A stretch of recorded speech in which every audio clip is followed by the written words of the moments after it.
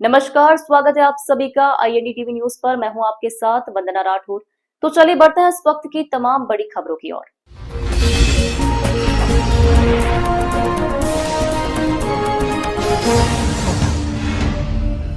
इंदौर के शीतला माता कपड़ा बाजार से जुड़े घटनाक्रम को लेकर सोशल मीडिया पर लगातार अलग अलग तरह की रील और वीडियो वायरल किए जा रहे हैं।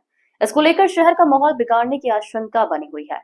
वहीं एडिशनल डीसीपी राजेश दंडोतिया ने मीडिया से बातचीत में कहा कि शीतला माता बाजार को लेकर कई तरह की भ्रामक और आधारहीन जानकारियां फैलाई जा रही है। सोशल मीडिया पर इन्हें रील के रूप में वायरल किया जा रहा है, जिससे आम जनता भ्रमित हो रही है। उन्होंने स्पष्ट किया कि अब तक धर्म विशेष के आधार पर दुकान खाली करवाने जैसा कोई मामला पुलिस जांच में सामने नहीं आया और न ही इस संबंध में किसी व्यक्ति ने औपचारिक शिकायत दर्ज कराई है। हालांकि कांग्रेस की ओर से एक शिकायत पुलिस को प्राप्त हुई है, जिसकी जांच जारी है। दंडोतिया ने आम नागरिकों से अपील की है कि सोशल मीडिया पर आने वाली अपुष्ट सूचनाओं पर विश्वास न करें।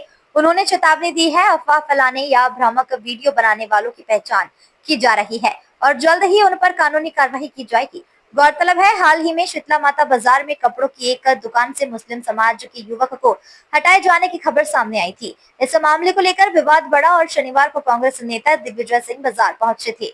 हालांकि कानून व्यवस्था की स्थिति को देखते हुए पुलिस ने उन्हें प्रवेश नहीं करने दिया, जिसके बाद से ही सोशल मीडिया पर अलग अलग तरह की वीडियो और रील वायरल हो रही है, जिसने मामले को और संवेदनशील बना दिया है। पुलिस प्रशासन ने साफ कहा है कि शहर की शांति और सौहार्द बिगाड़ने की किसी भी कोशिश को बर्दाश्त नहीं किया जाएगा और दोषियों को चिन्हित कर कठोर कदम उठाए जाएंगे। देखिए, सबसे पहली बात तो यह कि शीतला माता बाजार को लेकर के सोशल मीडिया प्लेटफॉर्म पर कई प्रकार की अफवाहें और भ्रम की स्थिति बनाई गई है और कई तरह इस तरह के पोस्ट भी बनाए गए, अफवाहें फैलाई जा रही हैं। तो मैं सबसे पहले बड़ा स्पष्ट करना चाहूंगा कि धर्म विशेष के आधार पर यानी किसी आधार पर किसी प्रकार की दुकान खाली कराने का कोई भी मामला नहीं आया है। किसी प्रकार के व्यापारी या किसी प्रकार का कोई भी ऐसा व्यक्ति सामने नहीं आया है जिसने कंप्लेंट की हो। दूसरा, एक जो राजनीतिक दल के द्वारा एक ज्ञापन दिया गया है, उस ज्ञापन को जांच में ले लिया गया है और मैं फिर पुनः इलेक्ट्रॉनिक मीडिया के माध्यम से ये अनुरोध करना चाहूंगा, सोशल मीडिया की जितने भी जो खबरें होती हैं उनको बिना फैक्ट चेक किए हुए उन पर विश्वास न करें। किसी भी आधार पर अगर कोई इस तरह संबंध में कोई अगर शिकायत आएगी तो उस पर वैधानिक कार्रवाई की जाएगी। सोशल मीडिया मॉनिटरिंग सेल के दौरान लगातार इस तरह की स्थिति जो फेक जो कंटेंट बनाते हैं उनको लाइक करते हैं, कमेंट करते हैं, शेयर करते हैं, उसमें ऑलरेडी पुलिस आयुक्त इंदौर श्री संतोष कुमार सिंह सर के द्वारा ऑलरेडी 163 वेनेस के तहत एक प्रिवेंटिव ऑर्डर जारी किया गया है और अगर उसमें सही पाए जाने पर उसमें कड़ी वैधानिक कार्रवाई का प्रावधान। वहीं इस मुद्दे को लेकर विश्व हिंदू परिषद भी मुखर है। पूर्व मुख्यमंत्री दिग्विजय सिंह के द्वारा जिस तरह से जिहाद को समझाया गया, उसके बाद उनके खिलाफ विश्व हिंदू परिषद ने मोर्चा खोल दिया।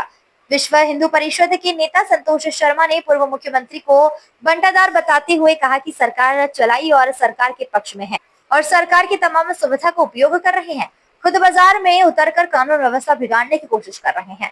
दिग्विजय सिंह को अन्य धर्म के बारे में जितनी जानकारी नहीं, उतनी जानकारी जिहाद के बारे में है। साथ ही दिग्विजय सिंह ने कहा कि भाजपा के कई मुस्लिम नेताओं ने हिंदू युवतियों को शादी की, वही भाजपा के कई हिंदू नेताओं ने मुस्लिम महिलाओं से शादी की। इसे लेकर विश्व हिंदू परिषद के नेता संतोष शर्मा ने कहा कि वह तो शादी हुई है, उसमें किसी तरीके का जिहाद नहीं है। साथ ही उन्होंने लद्दाख का उदाहरण देते हुए कहा कि वहां पर क्या हुआ सबको जानकारी है, विदेशी फंडिंग हो रही है, वहां पर भाजपा कार्यालय को जला दिया गया। साथ ही आई लव मोहम्मद को लेकर दिग्विजय सिंह द्वारा कही गई बात को लेकर संतोष शर्मा ने कहा कि आई लव मोहम्मद के पोस्टर दिन में क्यों नहीं लगे रहे, रात में क्यों लग रहे, दिन में क्यों नहीं लगाए जा रहे, कौन साजिश रच रहा है, इसकी जांच की जानी चाहिए। जी ने आज आए थे, उन्होंने जिहाद समझाया। साथ ही आई लव मोहम्मद के जो पोस्टर देश भर दुनिया भर में लगे तो उनका कहना है कि इस पर कोई आपत्ति नहीं लेना चाहिए, लेकिन हिंदूवादी संगठन और बीजेपी इसको एक पूरा ड्रामा सेट कर रही है।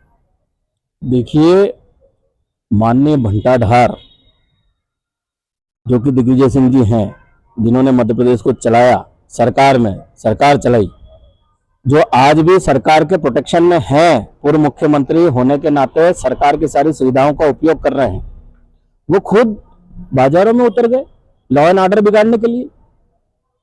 कारण वो स्पष्ट करे, माननीय दिग्विजय सिंह जी स्पष्ट करे। कभी कहते हैं, कुछ दिन पूर्व उनका बयान था, मेरे पिता भी सनातनी है, मेरी माँ भी सनातनी है। अरे भाई, पहले आप तय कर लें कि आप हैं क्या, और रही बात जिहाद की, तो हमें तो यकीन है इस बात का कि जितना दिग्विजय सिंह जी को जिहाद के बारे में पता होगा उतना मुझे नहीं लगता किसी को पता होगा। जो अन्य धर्म के लोग हैं उनको भी उतनी जानकारी नहीं होगी जितनी जानकारी दिग्विजय सिंह जी को जिहाद के बारे में है। और उन्होंने एक वीडियो जारी करके स्पष्ट कहा कि वो लोग जो पवित्र हो जाए।